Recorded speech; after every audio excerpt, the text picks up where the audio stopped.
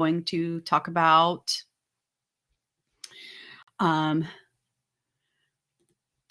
the Atlanta shootings exposed the growth of anti-Asian violence in the U.S. from the World Socialist website. And Big Pharma is quietly planning price hike for COVID vaccines in near future report from Common Dreams.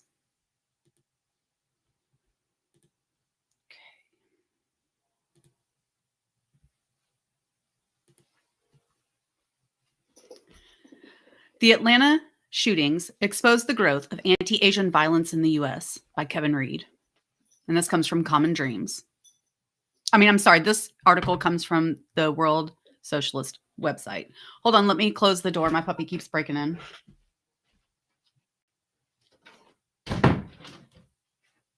Sorry about that. All right, here we go.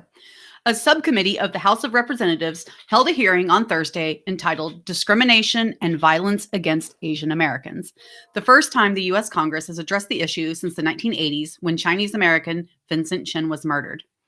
The hearing before the House Judiciary Subcommittee on the Constitution, Civil Rights, and Civil Liberties, originally scheduled weeks ago, took place 2 days after the 21-year-old Robert Aaron Long shot and killed 8 people, 6 of whom were Asian women, at 3 different Atlanta area massage parlors, all of which were Asian-owned.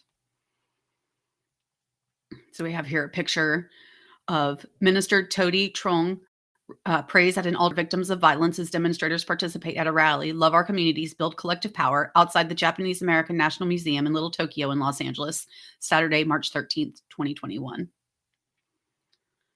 Although the motivations of the shooter long remain unclear, the targeting of Asian-owned massage parlors in Atlanta has highlighted the growth of anti-Asian violence in the U.S. Racist sentiments have been increasing and deliberately whipped up during the COVID-19 pandemic. This campaign was spearheaded by former President Donald Trump, who repeatedly used racist terms to describe COVID-19 like Wuhan virus, China plague, and Kung flu. In a statement that verged on justifying the actions of the Atlanta shooter, Cherokee County Sheriff's Office spokesman Captain Jay Baker, remember his name, told the media during a press conference that Long was pretty much fed up and had been kind of at the end of his rope.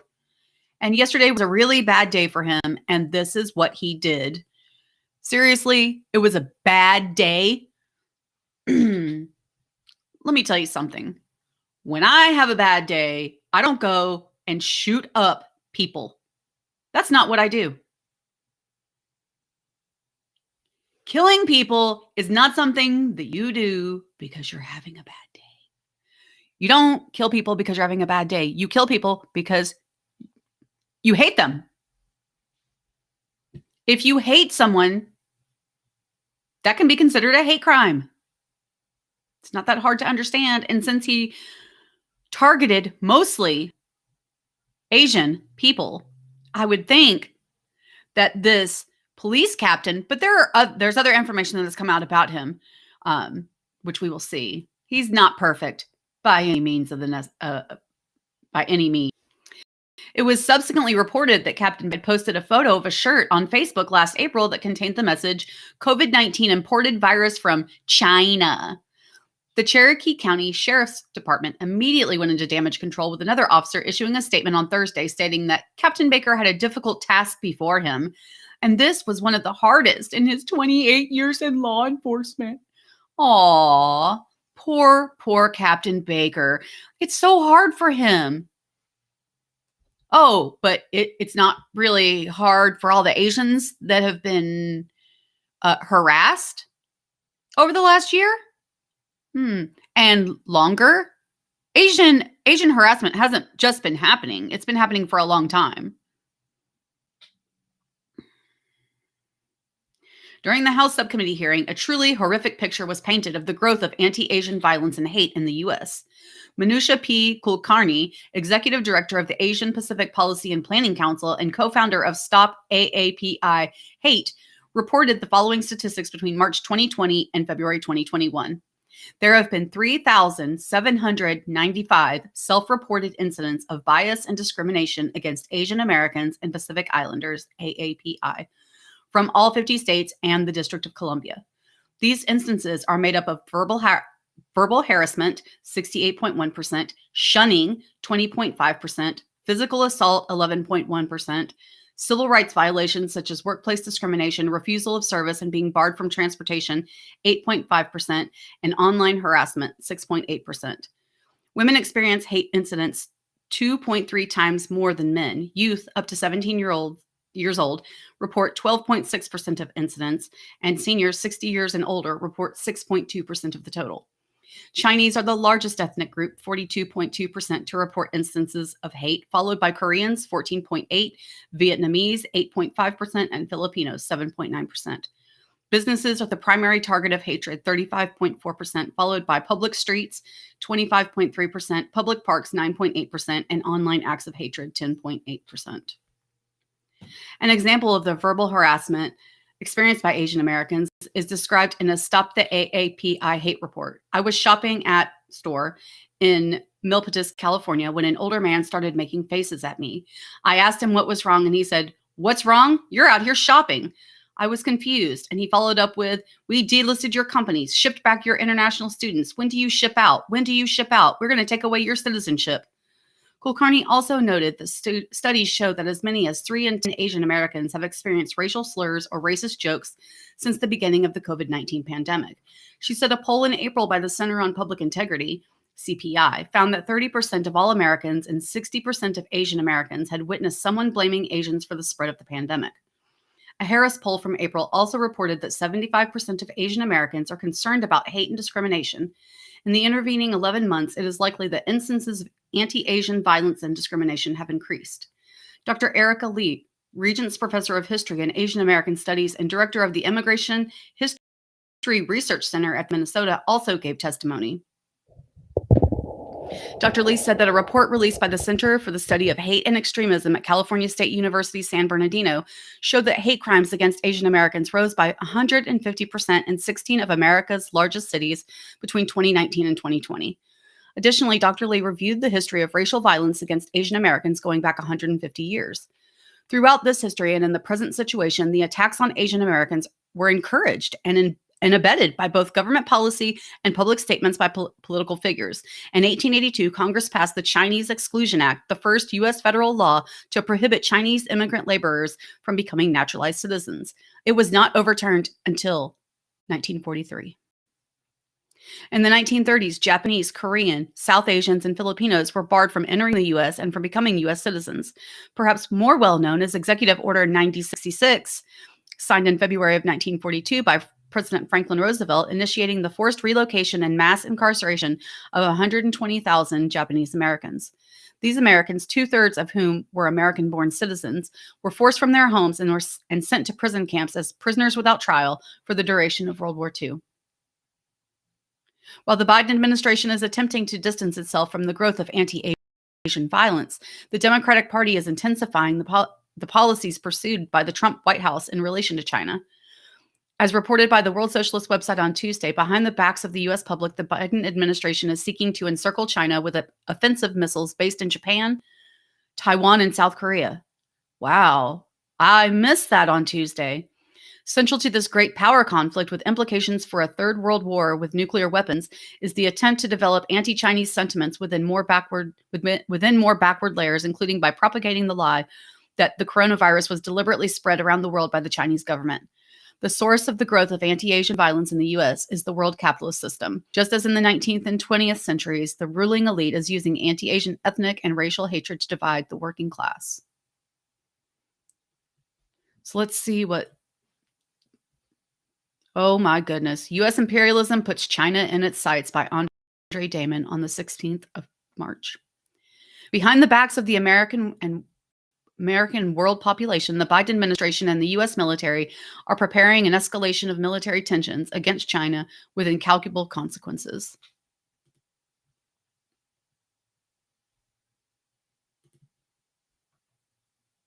Earlier this month, Japanese Nikkei news service published experts from the Pentagon's Pacific Deterrence Initiative, which calls for stationing offensive missiles, previously banned by the Intermediate Range Nuclear Forces INF Treaty, along with a string of densely populated islands that includes Japan, Taiwan, and the Philippines. To fund this initiative, the Pentagon requested an annual Pacific budget, in the words of Nikkei, of $4.7 billion, which is more than double the $2.2 billion earmarked for the region in the fiscal 2021. Against the backdrop of these plans, U.S. Secretary of State Antony Blinken, and Secretary of Defense Lloyd Austin visited Japan this week, threatening to push back against aggression by China. While Blinken and other U.S. officials habitually speak of Chinese aggression, it has been the U.S. under Obama, Trump, and now Biden that has aggressively confronted China in the Indo-Pacific to prevent any challenge to American global hegemony. In a brief and tightly choreographed press conference, the U.S. officials and their Japanese counterparts, together with the vetted press, ignored the burning question. 5 years after American bombers obliterated Hiroshima and Nagasaki, were their policies exposing the people of Japan and China to a similar fate? While the question was not directly addressed, the answer was clear. We reconfirmed the strong commitment of the United States regarding defense of Japan, using all types of U.S. forces, including nuclear, said Japanese Foreign Minister Toshimitsu Motegi. Even as more than 1,000 people die from COVID-19 every single day in the U.S. and the disease surges around the world, the U.S. is preparing for a conflict that risks incalculable human suffering. Joining this offensive is the United Kingdom, with the highest COVID-19 death rate of the major European countries, which announced Tuesday a massive expansion of its nuclear weapons program, calling China a major threat. It is not COVID-19, but China that the U.S. has planted firmly in its sights. As Blinken made clear, several countries present us with serious challenges, including Russia and North Korea. But the challenge posed by China is different. China is the only country with the economic, diplomatic, military, and technological power to challenge the United States. Oh, please don't get any ideas, China. Please don't try to be bigger than the U.S. or challenge its technological power. Jesus Christ. We got to be number one, baby, number one. We can't let China become number one. Even though the Chinese put up a hospital in 10 days at the beginning of the coronavirus. Oh my gosh. We haven't even put up a new hospital. We can barely get tests out. We can barely get the vaccine out. And we're going to speak about Big Pharma and the vaccine next. On March 10th, Admiral Philip Davidson, commander of the U.S. Indo-Pacific Command, told a Senate Armed Services Committee hearing he believes that China is likely to invade Taiwan within the next 6 years. I think the threat is manifest during this decade. In fact, in the next 6 years, Davidson said. Given that the United States has, in the words of Defense Secretary Austin, commitments to support Taiwan's ability to defend itself, to predict that China will invade Taiwan within the next 6 years is to predict a major Sino-American war within that same time period. To this end, Davidson stressed, we absolutely must be prepared to fight and win should competition turn to conflict. What would the world look like if competition turned to conflict? A preview of this reality is provided by Admiral James Stavridis, former Supreme Allied Commander of NATO, who published a book titled 2034, A Novel of the Next World War, just one day before Davidson's comments.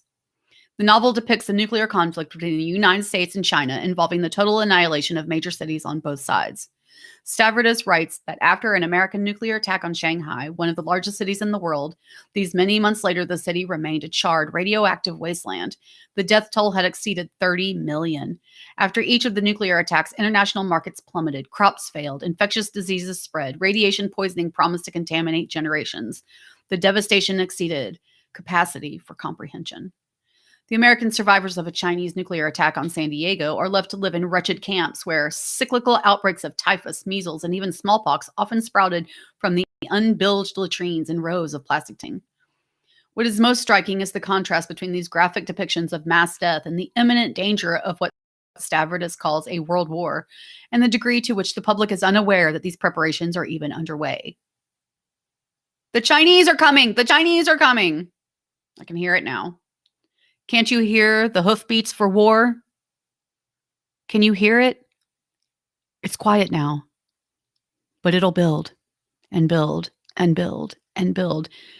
And mark this, if things don't change within 6 years, we will be at war with China. And that is a war we will lose.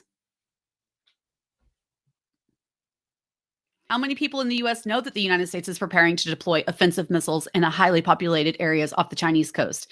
How many people in Japan? The evening news and major newspapers are silent on these war preparations, even as they relentlessly and falsely demonize China. Leading the charge has been the Washington Post, owned by Amazon oligarch Jeff Bezos. In an editorial on March 14th, the Post accused China of genocide against its Muslim population, echoing the declarations of Trump and Biden administrations. The Post demanded that the United States withdraw from the 2022 Winter Olympics in Beijing, declaring that to attend when the Xi regime is actively seeking to destroy a group of more than 12 million people would be unconscionable. At the same time, the Post has continued its campaign to falsely assert that COVID-19 could have been created in a Chinese laboratory. It condemns the findings of the World Health Organization, which declared that, in the words of the Post, the laboratory hypothesis was extremely unlikely and would not be further studied. In response, the Post declares that the WHO needs to start over and consider both the zoonotic and laboratory hypotheses. These efforts to demonize China are sheer propaganda. A major aim is to divert mounting social tensions outward toward an external enemy.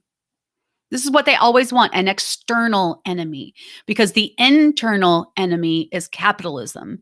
And they don't want you to stop and look at what capitalism has done to you and what the capitalist overseers do to you, what these oligarchs with their money do. They don't want you to see that. The 20th century's horrific wars were prepared with such propaganda, designed to obscure the real war aims of capitalist governments. In the 21st century, the costs of a major war are greater than ever.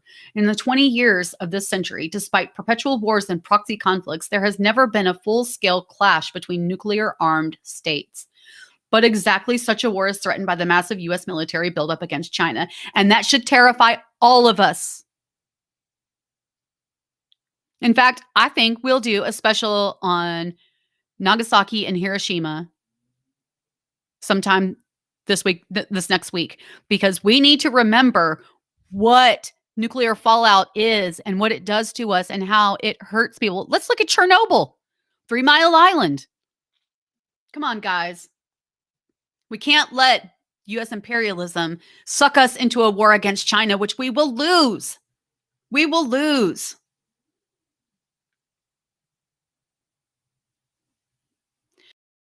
The workers of the United States and China have nothing to gain from such a horrific conflict.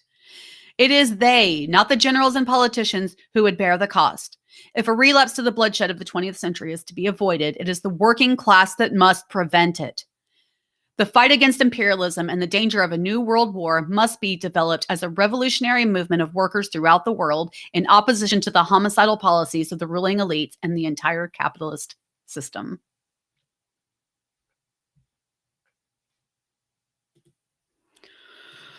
Whew. That's an absolutely terrifying situation that I didn't even know about, and I consider myself fairly well informed. But alas, I didn't know, and I feel a little silly. But the distractions that they try to put upon us day in and day out with, I mean, at least Trump's gone. Let's be realistic. I mean, but he's not really gone because it lingers and lingers. His drama lingers and lingers on. But, hopefully something better will happen. Let's move on to our next article.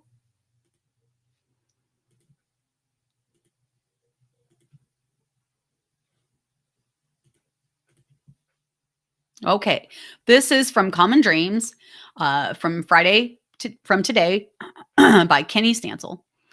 Big Pharma quietly planning price hike for COVID vaccines in near future. As this shifts from pandemic to endemic, we think there's an opportunity here for us, said Pfizer's chief financial officer, Frank D'Amelio. Okay, one word before we jump into that article. One word. You do realize that the American taxpayers, you and I, we paid for the research for the COVID-19 vaccines that were developed here in the US. We paid for that. We developed it. Now, maybe not our brains, but our dollars did. I guarantee you that. So when these companies talk about raising prices of needed vaccinations, needed drugs, it's because they're greedy. They didn't pay for the research of this. No, we did. We did. We did. The taxpayer. We pay for everything and we get nothing. Nothing.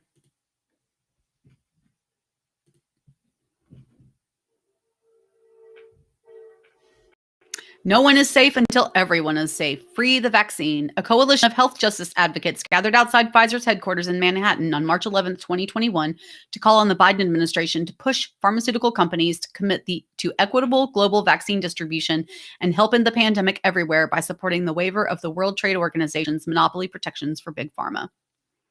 Eager to capitalize on the lasting presence of the coronavirus, executives at Johnson & Johnson, Moderna, and Pfizer, the pharmaceutical corporations that supplied the COVID-19 vaccines approved for use in the U.S., are quietly planning to hike prices on doses in the near future once they decide the pandemic is over, The Intercept's Lee Fang reported Thursday. Although the rapid development of coronavirus vaccines made possible by large infusions of public resources has given big pharma's companies a boost in goodwill, the public is still sensitive to drug pricing, and the reputational risk has so far curtailed their ability to reap large financial rewards, Fang noted. But that environment they hope will change once the pandemic ends, a date that drug makers themselves reserve the right to declare. Many epidemiologists expect the coronavirus to become endemic, and as COVID-19 mutations continue to spread and booster shots may be required on a regular basis, leaders from the three companies are enthusiastic about cashing in, wrote Fang. As this shifts from pandemic to endemic, we think there's an opportunity here for us, Pfizer's chief financial officer Frank D'Amelio said during a recent healthcare conference sponsored by Barclays Bank. Sponsored by a bank. The potential need for booster shots, D'Amelio added, provides a significant opportunity for our vaccine from a demand perspective, from a pricing perspective, given the clinical profile of our vaccine. Pfizer, Moderna, Johnson & Johnson have told investigators they will hike prices on vaccines soon and cash in as COVID vaccines may be required annually. Johnson & Johnson explained they will wait for the pandemic to end, but they reserve the right to make the declaration. According to Fang, Moderna and Johnson & Johnson have also pledged affordability for their vaccines for the duration of the pandemic, but have indicated to investors that they plan to return to a more commercial pricing as early as later this year. The three companies behind the approved COVID-19 vaccines, which are already poised to be some of the most lucrative drugs of all time, expect to bring in billions in profit this year alone, Fang noted. That's true, Fang added, even though the U.S. government has fully financed the research and development of Moderna and Johnson & Johnson's vaccines, while Pfizer's vaccine was developed in partnership with BioNTech, a company that received nearly $500 million in development assistance from the German government. So governments helped. According to Fang, Pfizer, one of the early global leaders in the vaccine race, is very clear about the enormous money-making opportunity they see in the vaccines. D'Amelio, the company's CFO, spoke on a Zoom call last Thursday at the Barclays Global Healthcare Conference to discuss the issue. Carter Lewis Gould, an analyst with Barclays Bank, noted that Pfizer faced the particular challenges with optics, but asked when the company could pursue higher pricing down the road. The current pricing, said D'Amelio, is clearly not being driven by what I'll call normal market conditions, normal market forces, but rather the pandemic state that we've been in and the needs of governments to really secure doses from the various vaccine suppliers. Once the pandemic ends, he continued, there will be significant opportunity for Pfizer. And when he says significant opportunity, he means price gouging, people. Straight up, he ain't even lying about it. They're not even lying. They're barely even covering it up. Pfizer has agreed to prices of $19.50 per coronavirus vaccine dose in the U.S. and almost $64 per dose in the European Union, leading to projections that the company would bring in $15 billion this year alone from sales, of which $4 billion would be purely profit, Fang wrote. But those revenue projections are based on prices largely negotiated with governments under pandemic conditions, which could soon change. As Common Dreams has reported, drug makers have faced pressure from dozens of lawmakers and hundreds of civil society groups who are demanding that vaccine recipes be shared with manufacturers in developing countries where inoculation rates are far lower. A failure to boost global vaccine production, experts say, will prolong the pandemic, exacerbating needless economic suffering and preventable deaths, and possibly undermining the efficacy of vaccines as variants emerge. Through its massive army of lobbyists, Big Pharma has been fighting calls to regulate drug prices, as well as the India and South Africa-led proposal, supported by 70% of the U.S. public, but opposed by President Joe Biden and the leaders of other wealthy nations to temporarily waive the World Trade Organization's patent protections, which currently enable a handful of private companies to monopolize knowledge and technology related to coronavirus tests, treatments, and vaccines, even though governments, the US people, and the German people paid for these vaccines. We paid for the research and development. We paid. We believe. Oh, excuse me. Here we go. Fang wrote that the Pfizer's chief executive officer, Albert Bourla, told investors during a call that the company had little to worry about in terms of political opposition. We believe the industry has generated a great deal of goodwill with Congress and public opinion through our COVID-19 treatment and vaccine efforts, said Bourla. During last week's Barclays Bank hosted healthcare conference, Fang wrote, Moderna President Stephen Hoge said that post-pandemic, as we get into those that I will call seasonal epidemics that you would expect to happen with the SARS-CoV-2 virus, we would expect more normal pricing based on value.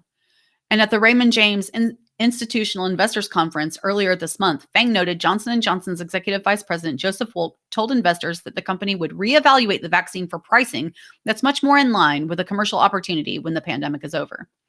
As Fang reported, Wolk noted that the end of the pandemic is a fluid question.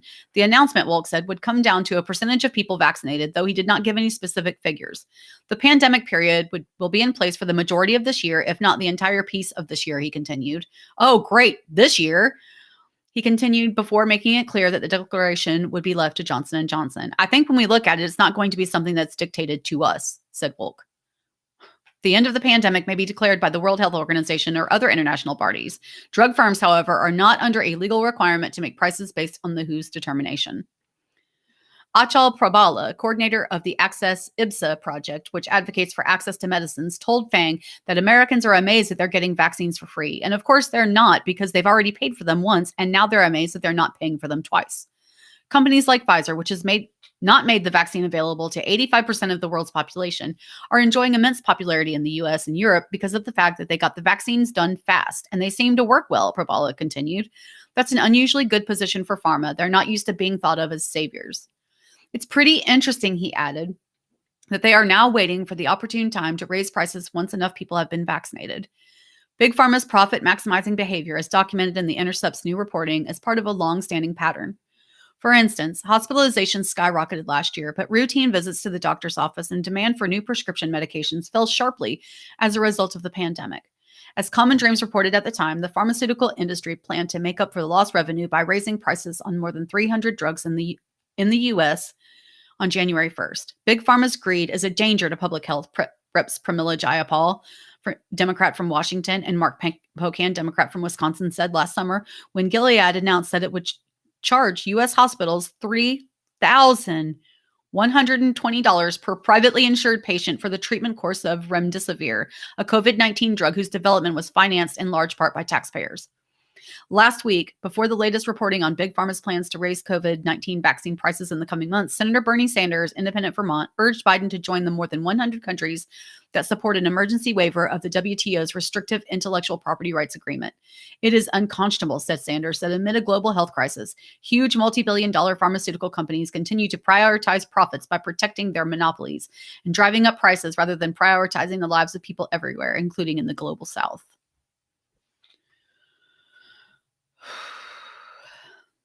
Okay, guys, I don't know if you can tell, but I'm not feeling particularly really great today. I had my first dose of the COVID-19 vaccine on Wednesday.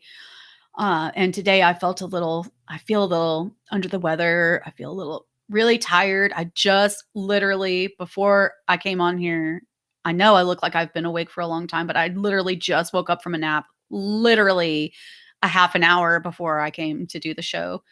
So that's why I'm going to cut it short today, because I'm really not feeling very good. But it's not anything to worry about. I have cancer and my side effects have been very mild. I'm just very tired. That's all, guys. And my brain isn't quite working like it should. So my analysis today is not spot on. I feel really kind of not all together here, like I have a really bad cold or something. Okay. But much love to you. Thank you so much for coming on and watching the show today. Please like and subscribe. Share with anybody you think might like the content. And please feel free to give me some advice on what you would like me to focus on. I've got some ideas coming up in the future, some planned stuff. So I will be sure to let you know what the future is going to be bringing. Okay. Thank you so much for listening to the 7th episode of The Future is Socialist.